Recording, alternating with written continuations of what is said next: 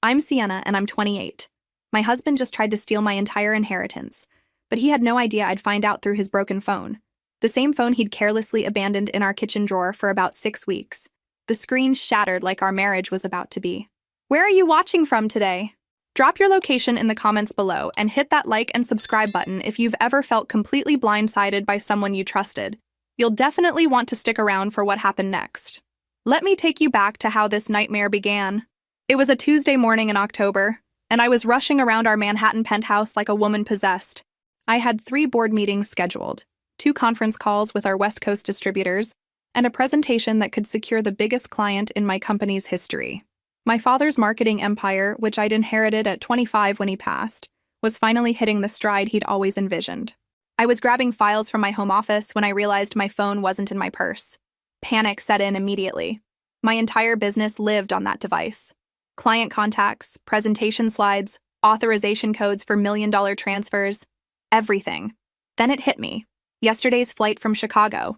I'd been so exhausted after closing the Henderson deal that I'd probably left it in the seat pocket. Classic rookie mistake from someone who usually had her life organized down to the minute. "Honey, have you seen my phone?" I called out to Marcus, but he'd already left for his office. My husband of 3 years ran what he called a boutique investment firm, though I'd started noticing he was always stressed about cash flow lately. Still, when you're managing other people's money, stress comes with the territory. That's when I remembered the broken iPhone sitting in our kitchen drawer. Marcus had cracked the screen about 6 weeks ago during one of his frustrated moments after a difficult client call. He'd immediately bought a replacement and tossed the damaged one into what he called his electronic graveyard in our junk drawer. I pulled it out, examining the spiderweb of cracks across the screen. The phone still powered on, but using it was like looking through shattered glass. Still, desperate times and all that. My first thought was to take it to the Apple store, but the nearest location was across town, and I had exactly 40 minutes before my first meeting. Then I remembered Tony, the electronics repair guy who worked out of a small shop 3 blocks from our building. He'd fixed my laptop once, fast and cheap. Perfect. I grabbed my keys and practically sprinted to his shop. The bell above the door chimed as I rushed in, probably looking like the frazzled businesswoman I was. "Tony, I need a miracle," I said, placing the phone on his counter. "Can you fix this today? I lost my regular phone and have meetings all day." Tony examined the damage, tilting the device under his desk lamp. He was probably in his 40s, the kind of guy who could fix anything electronic, but looked like he'd rather be working on vintage radios. "Screen replacement, yeah. I can have this ready in about 3 hours if I bump you ahead of my other jobs. You're a lifesaver. What do you need from me?" "Just need to test all the functions after the repair to make sure everything works properly." "Perfect, thanks." Marcus had never been security conscious with his devices. No passwords, no locks. Why would he be? I was his wife, and he supposedly had nothing to hide. "I'll text your regular number when it's ready," Tony said, writing up a quick receipt. I thanked him and rushed back to handle my day. The board meeting went well, the conference calls were productive, and by 3 o'clock I was feeling like I'd successfully navigated a potential disaster. That's when Tony texted. "Your phone's ready, but you need to come in. There's something we need to discuss." Something about his tone, even in text form, made my stomach clench. I hurried back to his shop, finding Tony looking visibly uncomfortable behind his counter. "Mrs. Richardson, I need to tell you something, and I'm not really sure how to say this." He kept looking at the phone in his hands like it might explode. When I was testing the functions after replacing the screen, I noticed some messages that... He paused, clearly struggling. "Look, I'm not in the habit of reading people's private stuff. I just tap around to make sure everything's working. But there were some text conversations that I couldn't help but see, and I think you need to know about them." My heart started racing. What kind of conversations? Tony handed me the phone, now with its crisp new screen. I took screenshots. I know I probably shouldn't have, but something told me you'd want proof. He showed me his own phone. The screenshots made my blood run ice cold. Text from business partner Rachel. "The account transfer is scheduled for December 15th. Once the money moves offshore, she'll never trace it." Marcus's response, "Perfect. By the time Sienna realizes what happened, we'll be in the Cayman Islands. She trusts me completely. Never even looks at the financial statements." Another message from Rachel. "What if she gets suspicious?" Marcus. "She won't. I've been slowly draining smaller amounts for months. She's too busy playing CEO to notice. Besides, her accountant thinks I'm handling our joint finances.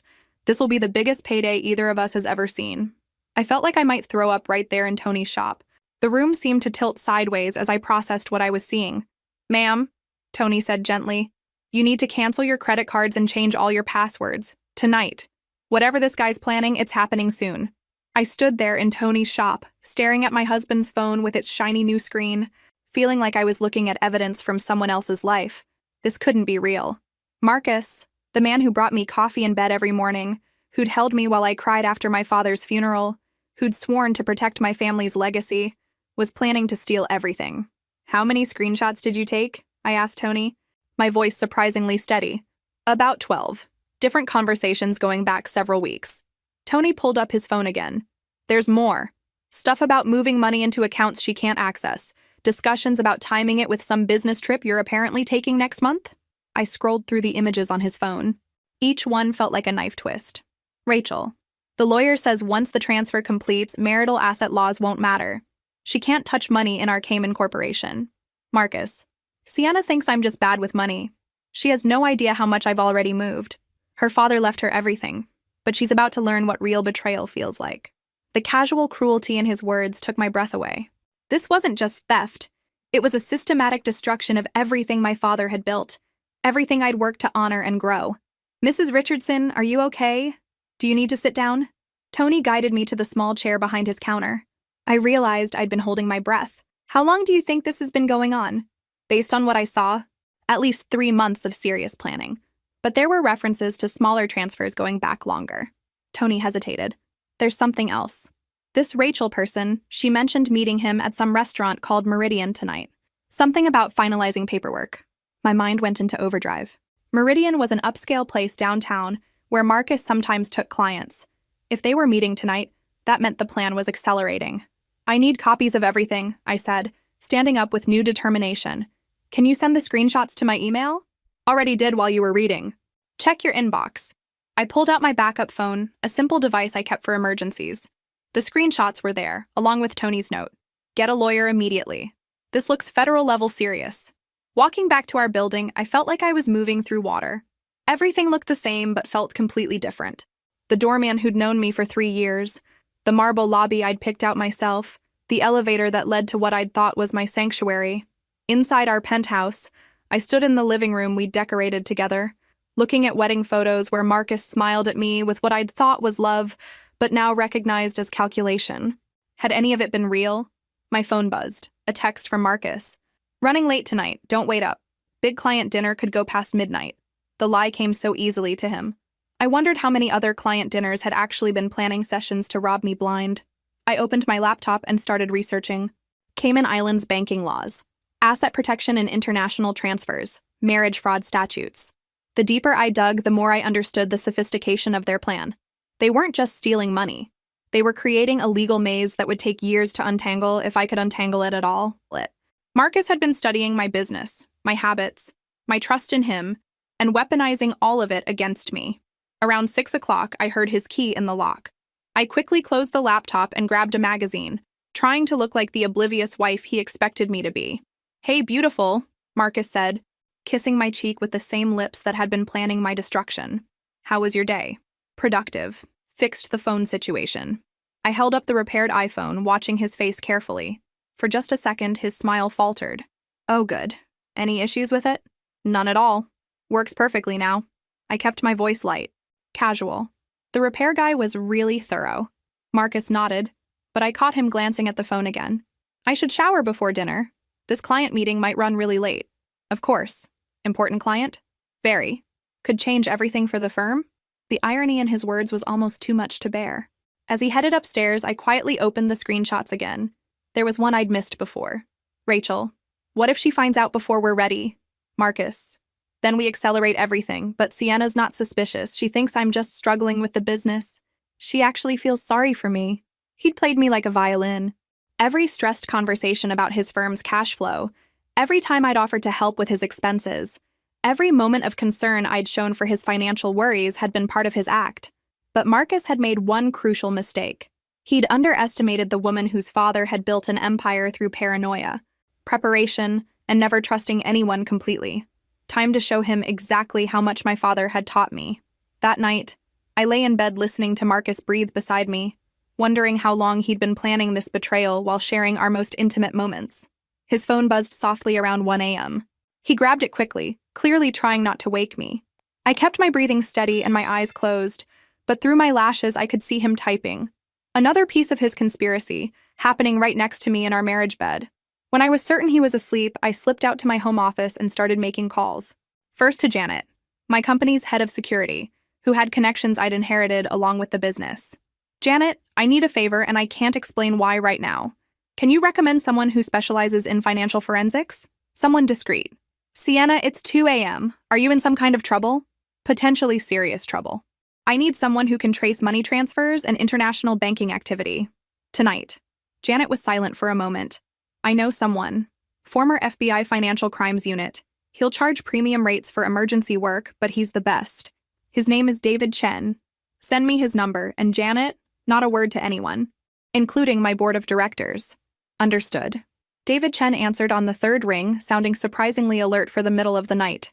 Ms. Richardson, Janet filled me in on the urgency. What do you need? I need to know if someone has been moving money out of my accounts without my knowledge. And I need to understand what legal protections I have if they're planning something bigger. I'll need account access and authorization to run forensic traces. How soon can you meet? Tomorrow morning, but I need this completely confidential. Understood. Bring all your financial statements, passwords, and any evidence you have of suspicious activity. After hanging up, I spent the next 3 hours going through every financial document Marcus had access to. Joint accounts, business transfers, investment portfolios, creating a complete picture of our financial relationship. What I found chilled me to the bone. Small transfers I'd never noticed. 5,000 here, 10,000 there, always just below the threshold that would trigger automatic notifications. Marcus had been bleeding money from our joint accounts for months, so gradually I'd never questioned the balance fluctuations. The morning came too quickly. Marcus made coffee and kissed my forehead before leaving for what he claimed was an early client breakfast. I watched from our window as he got into a cab, then immediately called David Chen. We met at a small office building in Midtown.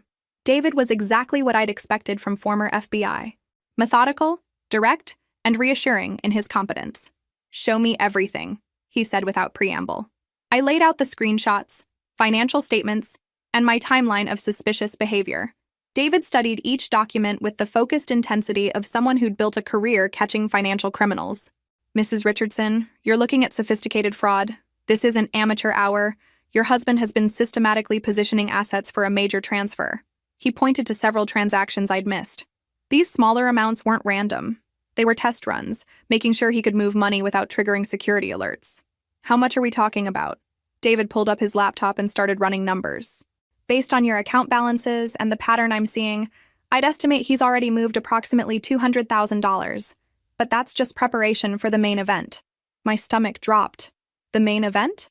Your inheritance accounts, your business holdings, the trust funds your father established. If they succeed with this Cayman transfer, they could potentially access everything. We're talking about tens of millions. The number hit me like a physical blow. My father's entire life's work, the security he'd built for my future, the company that employed hundreds of people, all of it at risk because I'd trusted the wrong man. What are my options? Legally, we need to move fast. I recommend freezing all joint accounts immediately and changing access to anything he could potentially reach. We also need to document everything for potential criminal charges. Criminal charges? Mrs. Richardson, this isn't just divorce court material. We're looking at wire fraud, potentially RICO violations if this business partner is involved in other schemes. Your husband could be facing serious federal prison time. I thought about Marcus making coffee that morning, kissing my forehead, lying to my face about his breakfast meeting. The casual sociopathy of it all made me furious in a way I'd never experienced before. How long before they could execute this major transfer? David checked the screenshots again. Based on their timeline, you have maybe 2 weeks, possibly less if they get spooked. Then we need to spook them first. Have you ever experienced that moment when you realize someone you love has been playing a completely different game than you thought? Drop a comment below if you've ever had your trust shattered by someone close to you. David smiled grimly. I like the way you think. What did you have in mind?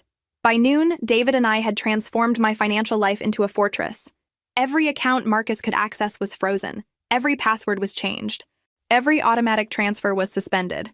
If he tried to move so much as a penny, alarms would sound from 3 different monitoring systems. He'll notice something's wrong by tonight. David warned as we finished the paperwork. Joint account holders get immediate notification when accounts are restricted. Good. Let him sweat. But I had more than defensive moves planned. My father hadn't built his empire by playing defense. He'd taught me that when someone declares war on you, you don't just protect yourself. You make sure they regret their declaration. I called my corporate lawyer, Patricia Williams, who'd known my family since I was 12. Patricia, I need an emergency consultation, something that requires absolute confidentiality. Of course, Sienna. How emergency are we talking? Meet me in 1 hour. Bring everything you know about asset protection and fraud prosecution. Patricia's office overlooked Central Park, a view my father had always admired when he'd bring me to meetings as a teenager. She listened without interruption as I laid out Marcus's scheme, her expression growing darker with each detail. This is extensive fraud, Sienna, but it's also an opportunity. What do you mean? Your husband has documented his criminal intent extensively. These text messages are a prosecutor's dream. We can use this evidence not just to protect your assets, but to ensure he faces full legal consequences. Patricia pulled out her phone. I'm calling the FBI's Financial Crimes Task Force. This level of international money movement with criminal intent gets their attention quickly. While she made the call, I started planning my next moves. Marcus would realize something was wrong when he tried to access our accounts this evening.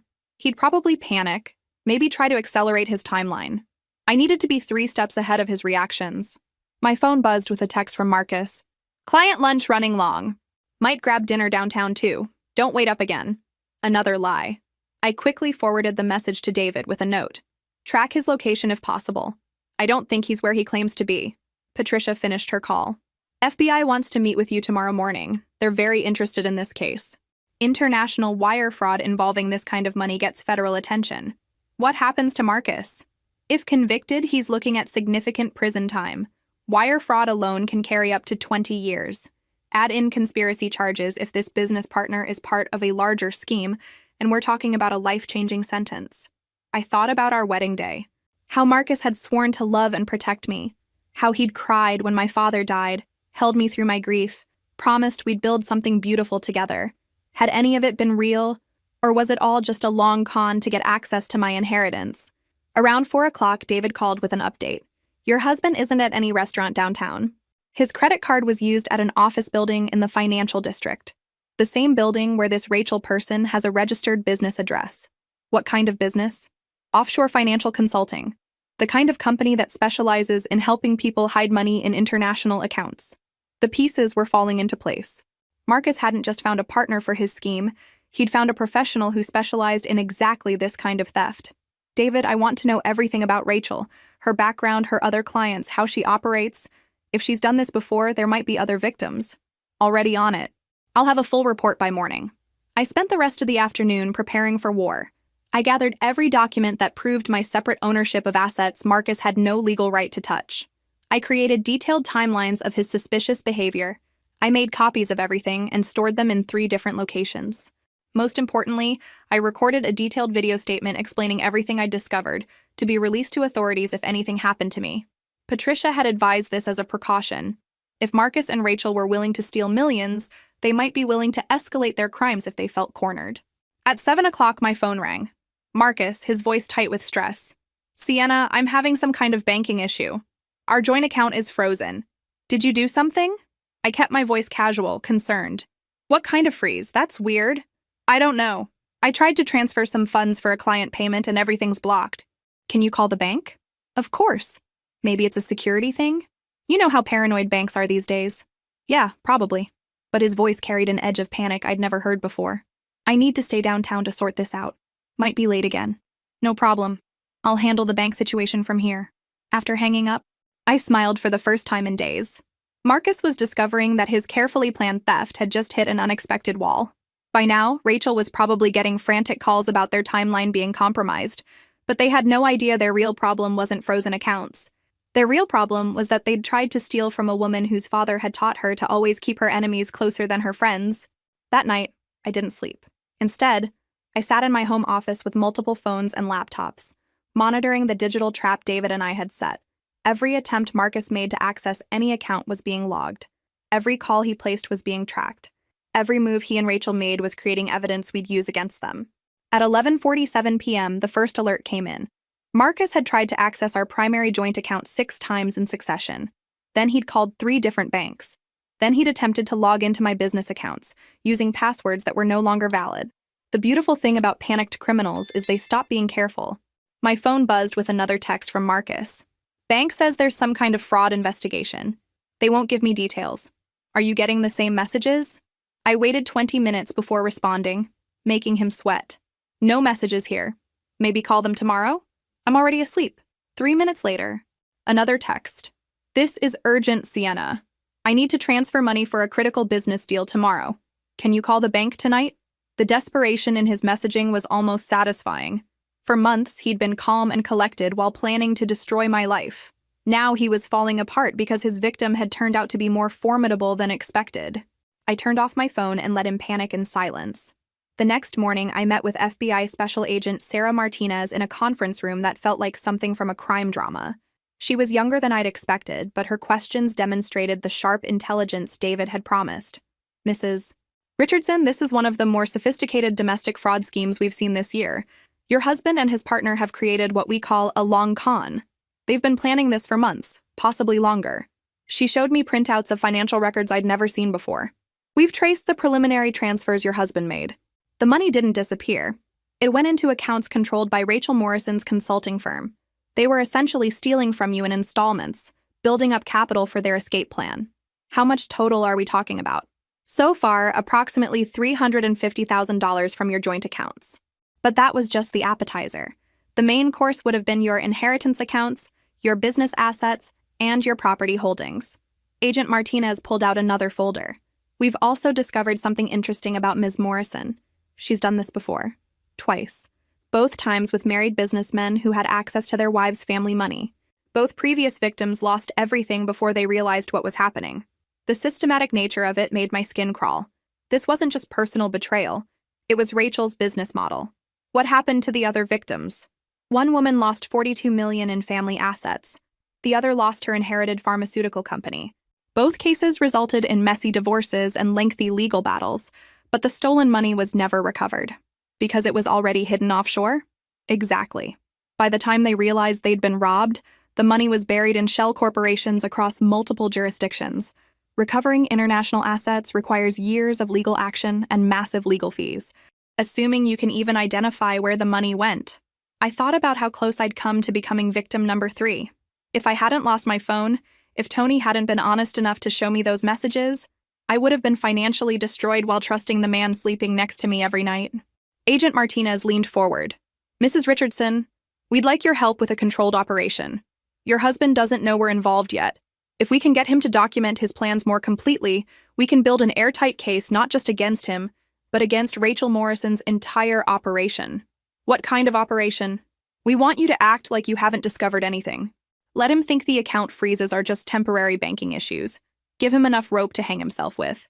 The idea of pretending everything was normal, of letting Marcus touch me and lie to me while I knew exactly what he was planning, made my stomach turn. But the thought of Rachel Morrison finding new victims made me furious. How long would this take? A few days at most. We believe they'll accelerate their timeline now that they've hit account access problems. Panicked criminals make bigger mistakes. I agreed to cooperate. Agent Martinez gave me recording equipment and detailed instructions on how to document conversations without arousing suspicion. When I got home that afternoon, Marcus was pacing in our living room like a caged animal. He looked like he hadn't slept in days. Finally, where were you? I've been trying to reach you all day. Shopping with Patricia, then spa appointments. My phone died. I held up the recording device, disguised as a phone charger, and plugged it into the wall outlet near our couch. What's wrong? You look terrible. Marcus ran his hands through his hair. These banking issues are getting worse. I can't access anything. My business partner thinks there might be some kind of federal investigation into international transfers. Federal investigation? That sounds serious. It's probably nothing, but we might need to move some money around temporarily. You know, spread things across different banks until this gets sorted out. There it was. The beginning of his pitch to get me to actively participate in moving assets he planned to steal. What kind of money movement? Marcus sat down next to me, taking my hand like he used to during our dating days. Some of your inheritance accounts, maybe some business funds, just temporarily, until the bank stopped flagging everything as suspicious. I let concern fill my voice. Marcus, that sounds risky. Those are protected accounts my father set up specifically to— I know, baby. But if there really is some kind of investigation, we need to protect your assets from being frozen too. I've been researching asset protection strategies. The lie came so smoothly from his lips. Asset protection strategies. As if he was trying to help me instead of rob me. What do you think I should have said to him in that moment? Drop a comment if you've ever had to pretend everything was normal while someone you trusted was betraying you. I squeezed Marcus's hand and looked into his eyes with all the trust I could fake. You're right, honey. I should probably move everything to safety. Can you help me figure out the best way to protect Dad's legacy? The relief on his face was almost comical. He thought he'd just convinced me to hand over millions willingly. Of course, baby. I've already researched some options. There are these international trust structures that are completely protected from any domestic investigations. Over the next hour, Marcus laid out his entire plan while I recorded every word. He showed me documents Rachel had prepared, explained the timeline for transfers, and even mentioned their planned escape route to the Cayman Islands. The most chilling part wasn't the sophistication of his scheme. It was how naturally he lied to me, how easily he played the concerned husband while describing my financial destruction in detail. The beauty of this structure, he said, pulling up bank documents on his laptop, is that once the money is transferred, even if something goes wrong domestically, our assets are completely protected. Our assets. He was already thinking of my inheritance as his money. When would we need to do this? Tomorrow. The transfer window for these international accounts is pretty narrow, and with all the banking scrutiny happening right now, we can't afford to wait. I nodded thoughtfully. I'll need to call Patricia and have her review everything first. Marcus's expression tightened almost imperceptibly. Actually, baby, it might be better if we kept this between us for now. Lawyers sometimes overcomplicate these protection strategies. We can loop Patricia in after everything's secured. But she's been handling my family's legal affairs for 15 years, which is exactly why she might be hesitant about new approaches. Sometimes fresh perspective is what you need. Marcus moved closer, his voice taking on the intimate tone he used during our most personal conversations. Trust me, Sienna. I would never let anything happen to what your father built. The irony was breathtaking. He was asking me to trust him while planning the complete destruction of my father's legacy. Okay, I said finally. If you think it's the best way to protect everything, I trust you. Marcus kissed me then, and I had to fight not to recoil. This man who'd shared my bed for 3 years, who knew my body better than anyone, who'd held me through my darkest moments, was betraying me with a thoroughness that took my breath away. That night, Marcus made dinner and opened an expensive bottle of wine, celebrating what he thought was his successful manipulation of his trusting wife. I played my role perfectly, asking technical questions about the transfer process, expressing gratitude for his financial expertise, even toasting to our protected future. Meanwhile, Agent Martinez was receiving real-time recordings of Marcus confessing to international wire fraud with enough detail to ensure conviction. After Marcus fell asleep, I slipped out to email Agent Martinez with additional context about Rachel's documents and the transfer timeline. Her response came back within minutes. Outstanding work. We have everything we need. Operation concludes tomorrow morning. I lay in bed next to my husband, listening to him sleep peacefully while planning my destruction, and realized something profound had shifted inside me. The woman who'd married Marcus 3 years ago, who'd trusted blindly and loved unconditionally, was gone. She'd been murdered by his betrayal, as surely as if he'd put a knife in her heart. The woman lying there now was someone different, someone harder, someone who understood that love without wisdom was just another form of suicide. Tomorrow, Marcus would discover that his trusting wife had turned out to be his most dangerous enemy. But tonight, I let him sleep peacefully for the last time in his life, because tomorrow the FBI would be knocking on our door, and Marcus Richardson's carefully planned future would crumble like a house built on sand. The broken phone he'd abandoned in our drawer had become the instrument of his destruction. Sometimes the things we discard carelessly are exactly what destroy us in the end. What he never understood was that you don't survive in business by trusting people blindly. You survive by trusting yourself enough to verify everything. My father had taught me that lesson at 15. It had taken me 13 years to finally understand what he meant. Tomorrow, Marcus would learn it too. The next morning arrived with the kind of crisp October clarity that makes Manhattan look like a movie set. I made coffee and watched Marcus get dressed for what he thought would be the biggest payday of his criminal career. Instead, it would be the last morning of his freedom. Big day today, I said, handing him his favorite mug. Huge day. Everything changes after today, baby. He kissed my forehead with the same lips that had been lying to me for months. By tonight, we'll be completely financially protected. If he only knew how protected I was about to become. At exactly 9:15 a.m., while Marcus was supposedly meeting a client downtown, Agent Martinez and 3 other FBI agents knocked on our door. I answered in my silk robe, playing the confused wife perfectly. Mrs. Richardson, FBI. We need to speak with you and your husband about some financial irregularities. Financial irregularities? I don't understand. Is Marcus in some kind of trouble? They showed me their credentials and explained they were investigating international wire fraud. I invited them in, offered coffee, and performed the role of the bewildered spouse who had no idea her husband was a criminal. Where is Mr. Richardson currently? He's meeting with a business partner downtown, something about finalizing a big deal. I gave them Rachel's office address, which I'd memorized from David's research. Agent Martinez exchanged glances with her team. Mrs. Richardson, we're going to need you to contact your husband and ask him to come home immediately. Don't mention that we're here. Just tell him you need him for something urgent. I called Marcus, my voice shaking with just the right amount of worry. Honey, something's happened. I need you to come home right away. What kind of something? I'm in a crucial meeting. I can't explain over the phone. Over. Please, just come home. It's about our accounts. The magic words. Marcus's greed overrode his caution. I'll be there in 20 minutes. While we waited, Agent Martinez explained that they'd already arrested Rachel Morrison at her office. She was currently in FBI custody, and her computers had been seized. The entire offshore scheme was unraveling in real time. What will happen to Marcus? That depends on how cooperative he is. But Mrs. Richardson, given the evidence we have, your husband is looking at serious federal charges. Wire fraud, conspiracy, attempted grand theft. We're talking about potential decades in prison. 23 minutes later, Marcus's key turned in our lock. I heard him calling out as he entered.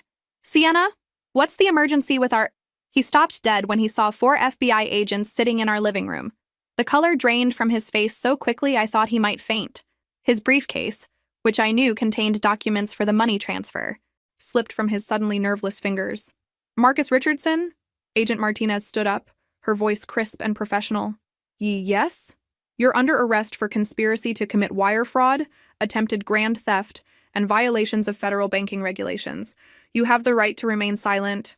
I watched Marcus's legs give out as the Miranda rights were read. He sank into our expensive sofa, the one we'd picked out together during happier times, and stared at me with dawning comprehension. Sienna, how did they? The broken phone, Marcus. I kept my voice gentle, almost pitying. You forgot to delete your text with Rachel before you threw it in the drawer? His face went from pale to gray. You've known? For how long? Long enough to protect everything you tried to steal. Agent Martinez cuffed him while 2 other agents searched our apartment for additional evidence. They found Rachel's transfer documents, offshore account information, and detailed plans for their escape to the Cayman Islands. Mrs. Richardson, Agent Martinez said as they prepared to take Marcus away, you'll need to come in later today to finalize your statement. But I want you to know, your cooperation has helped us shut down an operation that could have victimized dozens of other women. As they led Marcus toward the door, he turned back to me with desperate eyes. Sienna, please. We can work this out. I love you. I was just trying to protect us from what, Marcus? From my success? From my inheritance? From the fact that I was always going to be more successful than you? The truth of it hit him like a slap. His entire scheme hadn't been about protecting anything. It had been about destroying a woman whose achievements made him feel inadequate. I never meant for it to go this far. You meant to steal $43 million and disappear to another country. How much further could it have gone? The FBI agents escorted him out of our building, past the same doorman who'd greeted us as a happy couple for 3 years. I watched from our window as they put him in the back of a federal vehicle, knowing it was the last time I'd see him as anything other than a defendant in a criminal trial. What do you think will happen next? Drop your predictions in the comments. You might be surprised by how this story ends. The silence in our penthouse after Marcus's arrest was different from any quiet I'd ever experienced. It wasn't peaceful. It was the hollow echo of a life that had been built on lies finally collapsing into truth. I poured myself a glass of wine at 10 in the morning because some moments require alcohol regardless of social conventions. Then I called Patricia to begin the legal process of divorcing a federal criminal. Sienna, I saw the news alerts. Are you okay? I'm perfect, actually. Can you meet me this afternoon? We need to discuss divorce proceedings and asset protection. Of course. Should I bring my criminal defense contacts? No need. I'm not the one facing federal charges. The satisfaction in my voice must have been obvious, because Patricia chuckled grimly. Remind me never to try to steal from you. By noon, news of Marcus's arrest had hit the financial press. Investment manager arrested in multi-million-dollar fraud scheme. The article mentioned that his wife, described as a successful businesswoman, had cooperated with federal investigators. My phone started ringing immediately. Board members, employees, clients, all wanting to know if the scandal would affect our company. I spent 2 hours reassuring everyone that my personal situation had zero impact on business operations. The fourth call was from someone I hadn't expected. Sienna, this is David Chen. I just received a strange message that you need to hear about. I nearly dropped the phone. What kind of message? Rachel Morrison's lawyer contacted me. She wants to relay some information to you through legal channels. Something about your husband's laptop containing additional evidence. The audacity was breathtaking through even this indirect method. David, what could she possibly want to tell me? Her lawyer says she claims this wasn't personal, that Marcus approached her, not the other way around. I laughed grimly. David, she runs a company that specializes in helping people steal money from their families. Nothing she does is personal. It's just business. There's more. She says Marcus was obsessed with bringing you down, that he hated your success, and would have found another way, with or without her involvement. Is she trying to make me feel sorry for her? She claims your husband was planning to destroy you long before she came into the picture. Says this goes deeper than money. Something in David's tone made me pay attention. What does she mean? Her message says to check his laptop, the one he keeps in his home office. You'll find files that explain everything. After David hung up, I sat staring at the phone, wondering if this was some kind of manipulation from a desperate criminal, or if Rachel Morrison had just given me one final piece of information that would change everything. Marcus's laptop sat on his desk exactly where he'd left it that morning. I'd never had reason to snoop through his personal files before. Trust? The thing that had nearly destroyed me had also protected him from scrutiny. I tried several obvious passwords. Our anniversary, his birthday, my birthday. Then I tried my father's birthday, the date Marcus had used for other passwords in the past. It worked. I started with his email archives, going back months before Rachel Morrison had entered his life. What I found made my blood run cold. Emails to private investigators, asking about ways to prove I was mentally incompetent to manage my inheritance. Research into having me declared unfit due to emotional instability following my father's death.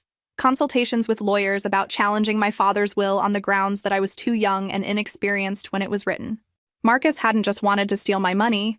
He'd wanted to have me declared legally incompetent so he could control everything as my guardian. But the worst discovery was in a folder labeled insurance policies. Marcus had taken out a life insurance policy on me 6 months ago. $5 million in, with him as the sole beneficiary. The application listed me as having high-stress lifestyle and family history of heart problems, both complete fabrications. I called Agent Martinez immediately. Agent Martinez, I need to report additional evidence in the Marcus Richardson case. What kind of evidence? Evidence that he wasn't just planning to steal from me. He was planning to have me declared incompetent, and possibly worse. The silence on the other end of the line told me she understood the implications. Mrs. Richardson, don't touch anything else on that computer. We're sending a team to collect it immediately. And I'm recommending you consider personal security arrangements until we understand the full scope of your husband's plans. After hanging up, I sat in Marcus's office chair, looking at the computer that had just revealed the true depth of his betrayal. This hadn't been about money. It had been about complete destruction of my independence, my competence, and possibly my life. The man I'd shared my bed with, my dreams with, my body with, had been planning my systematic elimination while kissing me goodnight. Some violations cut so deep they change your DNA. The FBI's computer forensics team spent 4 hours in our apartment, during which I learned details about Marcus's plans that made Rachel Morrison's offshore scheme look amateur by comparison. Agent Martinez laid out the timeline while her technicians worked. Your husband began researching ways to challenge your competency 8 months ago. He consulted with 3 different law firms about the process for having you declared mentally unfit. What was his justification? Grief-related depression following your father's death. Erratic business decisions. Emotional instability affecting your judgment. She paused. None of which matches any documented behavior, according to your medical records and business associates. Because none of it was true. Exactly. But the life insurance policy suggests he had a backup plan if the competency route didn't work. The insurance investigation revealed that Marcus had been researching accidental death scenarios. Slip and fall accidents, car crashes, even home invasions gone wrong. The search history on his computer read like a manual for the perfect murder. We believe he was planning to have you declared incompetent first, Agent Martinez explained. That would give him legal control over your assets. If that failed, the insurance policy provided an alternative path to your wealth. I thought about all the times over the past few months when Marcus had suggested I was working too hard, seemed stressed, might benefit from professional help with my grief. The foundation for his competency case had been laid through months of subtle psychological manipulation. How close was he to filing the competency petition? Based on his correspondence, probably within the next month, he was waiting to accumulate more documentation of your supposed mental state. The calculating patience of it all was what disturbed me most. Marcus had been playing a long game, systematically building a case for my incompetence while I trusted him completely. David Chen arrived that evening with additional financial discoveries. Sienna, we've traced the money Marcus stole over the past year. It's significantly more than we originally thought. How much more? Close to $600,000 total. He'd been siphoning funds since right after your father's funeral, using your grief as cover for taking control of financial decisions. The timeline made me sick. While I'd been mourning my father, trusting Marcus to help manage the practical details of settling the estate, he'd been systematically robbing me. There's something else, David continued. Marcus had been researching your business operations extensively. Client lists, vendor relationships, key employee information. We think he was planning to sabotage the company as part of his competency case. Sabotage how? Create problems that would make you look like an incompetent leader. Lose key clients, make bad financial decisions, generally undermine your professional reputation. I realized that several unusual business problems over the past few months now made sense. Clients who'd suddenly become difficult for no apparent reason. Vendor relationships that had soured mysteriously. Key employees who'd seemed dissatisfied despite having no obvious grievances. Marcus hadn't just been stealing my money. He'd been actively sabotaging my professional life to support his case that I was unfit to manage my inheritance. That night, I sat in my living room with a bottle of wine and Marcus's laptop, reading through the complete documentation of his plan to destroy me. The level of detail was staggering. Psychological profiles explaining how to manipulate someone in grief, legal strategies for challenging inherited wealth, even backup plans involving my potential disappearance. My phone rang the next afternoon. Unknown number. Hello? Sienna, it's Marcus. I'm calling from detention during visiting hours. How did you get phone access? I need to talk to you. There are things you don't understand. I understand perfectly, Marcus. I found your laptop. Silence on the other end of the line. The competency research. The insurance policy. The business sabotage. I understand everything. Sienna, please. You have to believe me. I was desperate. My business was failing, and I couldn't stand watching you succeed while I lost everything. So you decided to destroy me instead of building yourself up. I never meant for it to go so far. The insurance thing, that was just financial protection in case something really did happen to you. People in high-stress careers...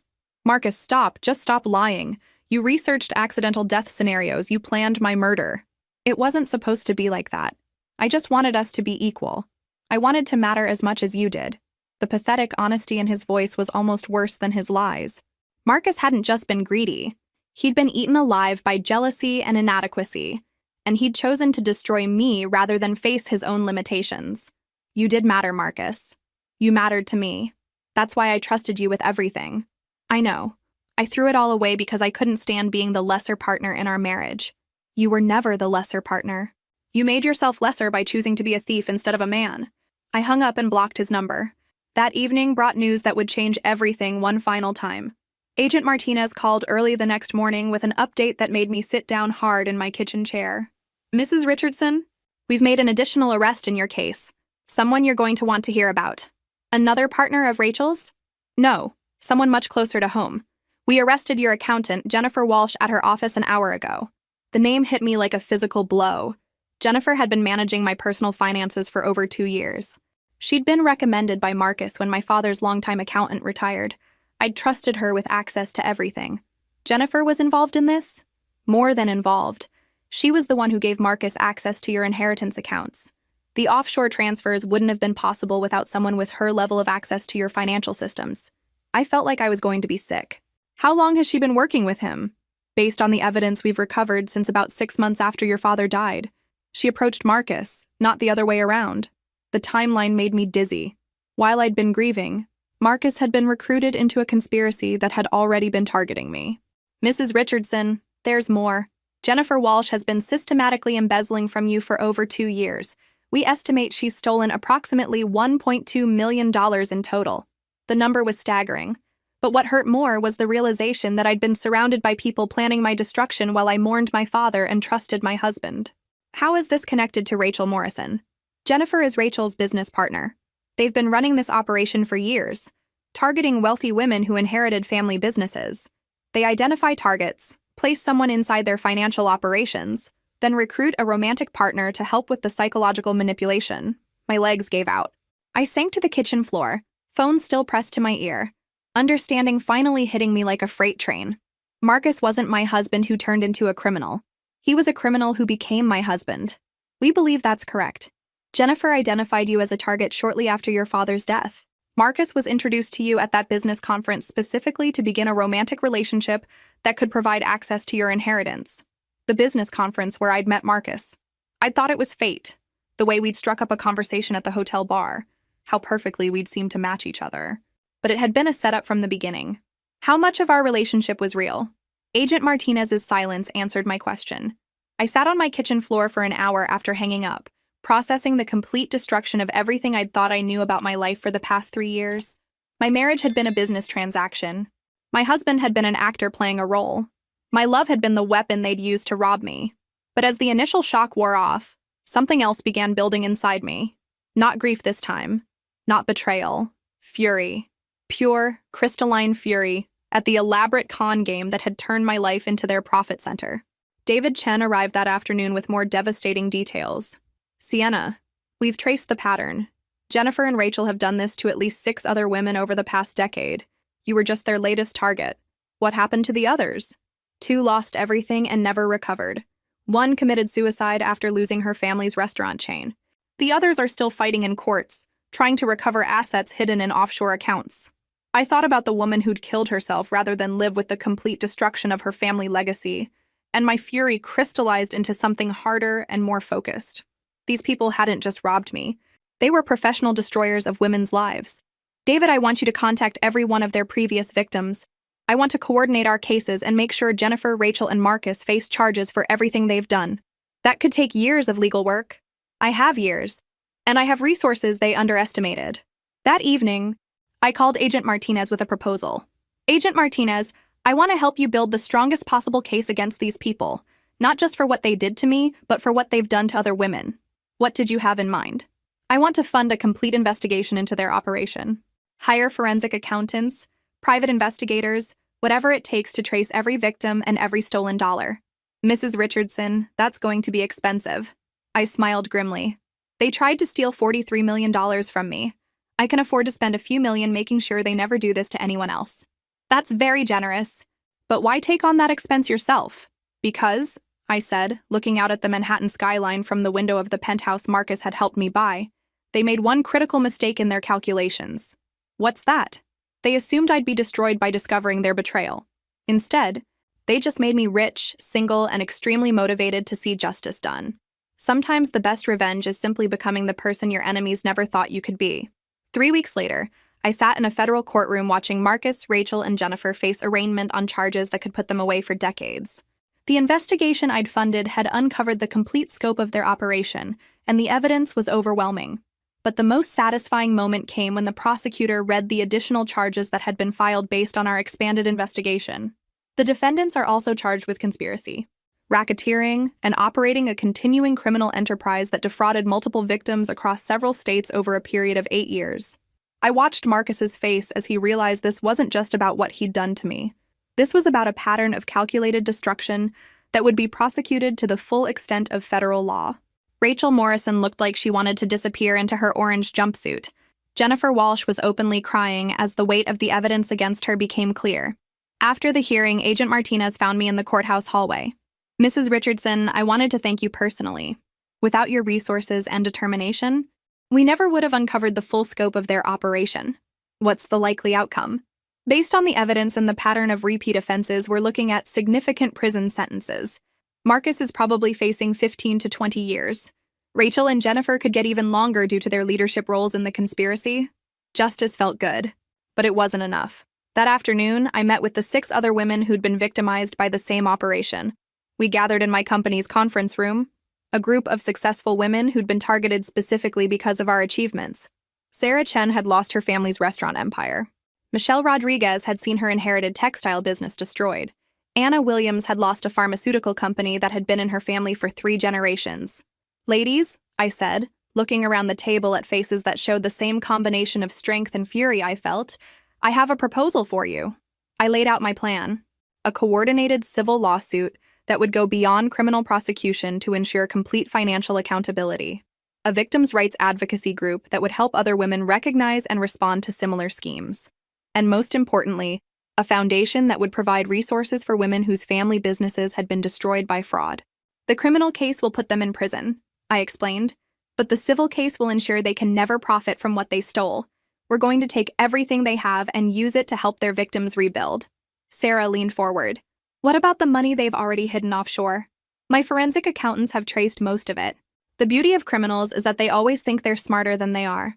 Rachel and Jennifer kept detailed records of every transaction. We know where the money is, and we're going to get it back. Over the next 2 hours, we planned a coordinated legal strategy that would ensure our tormentors faced consequences far beyond anything they'd imagined when they targeted us. But the most important moment came when Michelle asked the question I'd been hoping someone would raise. Sienna, why are you doing all this? You stopped them from stealing from you. You could just move on. I thought about Marcus's laptop, about the insurance policy, about the months of psychological manipulation designed to make me doubt my own competence. Because, I said finally, they didn't just try to steal my money. They tried to steal my sanity, my self-worth, and my life. They made me question everything I knew about trust and love and family. I stood up and walked to the window overlooking the city where my father had built his empire. But more than that, they're still out there. Even if these 3 go to prison, there are others running similar schemes. Other women are being targeted right now by men who've been trained to exploit their success and their trust. I turned back to face the group. I'm not just seeking justice for what they did to us. I'm preventing what they would have done to their next victims. Anna nodded slowly. It's not about revenge. It's about protection. Exactly. We're going to turn their own success against them. Use their detailed records to expose their methods. Make it impossible for anyone to run this kind of operation again. As the meeting ended and the other women prepared to leave, Sarah stayed behind. Sienna, can I ask you something personal? Of course. How do you trust anyone again after something like this? How do you believe that someone loves you for yourself and not for what they can take from you? I'd been asking myself the same question for weeks. I don't know yet, I admitted. But I know that letting their betrayal destroy my capacity for trust would be giving them exactly what they wanted. They tried to make me paranoid and isolated. The best revenge is becoming someone who can love wisely instead of fearfully. Sarah smiled for the first time since I'd met her. Wise love instead of blind trust. Something like that. That night, I sat in my penthouse, Marcus's belongings finally cleared out, the space reclaimed as truly mine, and realized something had fundamentally changed inside me. The woman who'd married Marcus 3 years ago had been confident but naive, successful but trusting to the point of vulnerability. The woman sitting there now was something different. Harder but not bitter. Wiser but not cynical. I'd been forged in the fire of complete betrayal and emerged as someone I'd never been before. Someone who couldn't be destroyed by other people's greed and jealousy. Someone who understood that real strength comes not from avoiding pain, but from surviving it and choosing to use that survival to protect others. Tomorrow, the civil lawsuit would be filed. The foundation would be established. The advocacy group would begin helping other women recognize and escape similar schemes. But tonight, I raised a glass of wine to the woman I'd become, and to the father whose legacy had survived every attempt to destroy it. Because sometimes the only way to honor the people who believed in you is to become worthy of their faith, even after they're gone. 6 months later, I stood in the same federal courthouse where Marcus had been sentenced to 18 years in prison. Today, I was there for the final hearing in our civil case, where the judge would rule on asset recovery and restitution. The number he announced made me close my eyes in satisfaction. The court awards the plaintiffs a total of $47.3 million in damages and recovered assets, to be distributed among the victims according to the established formula. It was more than any of us had lost individually, but less than what the criminals had stolen from all their victims combined. Still, It represented justice in a way that felt complete. Rachel Morrison, now facing 22 years in federal prison, would spend the rest of her career criminal life behind bars. Jennifer Walsh had received 15 years and would never work in finance again. And Marcus? Marcus had tried to write me letters from prison. Apologies, explanations, attempts to reframe his betrayal as some kind of misguided love. I'd returned every letter unopened. Some bridges don't deserve to be rebuilt. After the hearing, I walked out of the courthouse into bright spring sunshine, breathing air that felt different than it had 6 months ago. Cleaner somehow. Less heavy with the weight of deception. Agent Martinez caught up with me on the courthouse steps. "Mrs. Richardson, I wanted you to know that the foundation you established has already helped 12 women recover from similar fraud schemes. The advocacy group has prevented at least 6 other women from becoming victims." Good, that's the point. There's something else. We've received reports of similar operations in 3 other states. Women being targeted through romantic relationships designed to provide access to inherited wealth. Would you be willing to consult on those cases? I'd been expecting this request. The success of our coordinated approach had attracted attention from law enforcement agencies dealing with similar crimes. Send me the case files. If these women want help building their cases the way we did, I'm interested. As Agent Martinez walked away, I realized I'd found something unexpected in the aftermath of Marcus's betrayal. Purpose, a reason to use my resources and experience beyond just building my father's business. My phone buzzed with a text from David Chen. "Lunch to celebrate? I promise not to bring any forensic accounting documents." I smiled and typed back, "Only if you promise to tell me about that vacation you've been planning. Some of us need to remember that life exists outside of legal battles." David had become something I hadn't expected. A real friend who'd proven his loyalty during the worst period of my life. Not romantic, at least not yet, but genuine in a way that felt revolutionary after 3 years of living with an actor. That evening, I hosted a dinner party at my penthouse for the other women from our legal team. We'd become an unlikely family, bonded by shared trauma, but united by our refusal to be defined by what had been done to us. "So," Michelle said, raising her wine glass, "what's next for the victim's rights advocate who took down a criminal empire?" "I've been thinking about expanding the business," I said. "Dad always wanted to open international offices. London, maybe Tokyo." "Running away from the scene of your triumph?" Sarah teased. "More like running toward new challenges. Besides, this kind of fraud isn't limited to the United States.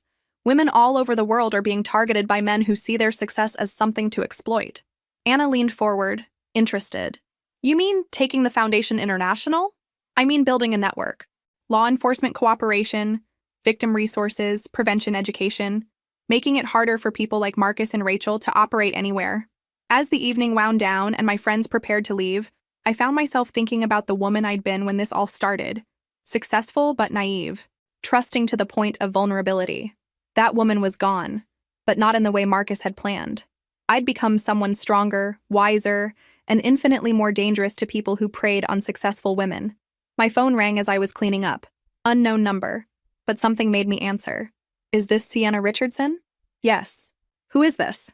"My name is Catherine Wells. I'm calling from London. Agent Martinez gave me your number. I think I'm being targeted by the same kind of scheme that happened to you." I sat down, suddenly focused. "Tell me everything." For the next hour, I listened to Catherine describe a situation that was eerily familiar. A romantic partner who'd appeared in her life shortly after she'd inherited a family business. Financial advisors who'd been recommended by that partner. Suggestions that she might not be competent to handle her inheritance alone. "Catherine," I said when she finished, "how quickly can you get to New York?" "I can fly out tomorrow." "Why?" "Because we're going to make sure your story has a very different ending than mine almost did." After hanging up, I walked to my window and looked out at the Manhattan skyline, the same view I'd had during some of the darkest moments of my life. But tonight, the lights looked different. Not like a city where I'd been victimized, but like a fortress where I'd learned to fight back. My father had built an empire based on the principle that success requires vigilance, that trust should be earned, not given freely. That strength comes from protecting not just yourself, but others who might be vulnerable. I'd learned those lessons the hard way, through betrayal that had nearly destroyed me. But I'd survived, and more than survived. I'd turned my victimization into a weapon against people who preyed on successful women. If this story resonated with you, make sure to like and subscribe, because the work of protecting women from these schemes is just beginning. Catherine Wells would be the first of many women who would discover that being targeted by criminals had connected them to a network of survivors who refuse to let anyone else fall victim to the same schemes. Some stories end with justice. The best ones end with justice that prevents new victims. And sometimes, if you're very lucky, they end with the realization that the worst thing that ever happened to you was actually the beginning of the most important work you'll ever do. Marcus thought he was destroying a trusting woman who'd inherited more than she deserved. Instead, he'd created an enemy who would spend the rest of her life making sure no one like him could succeed again. That's the funny thing about trying to break strong women. You don't break them. You just teach them exactly how strong they really are.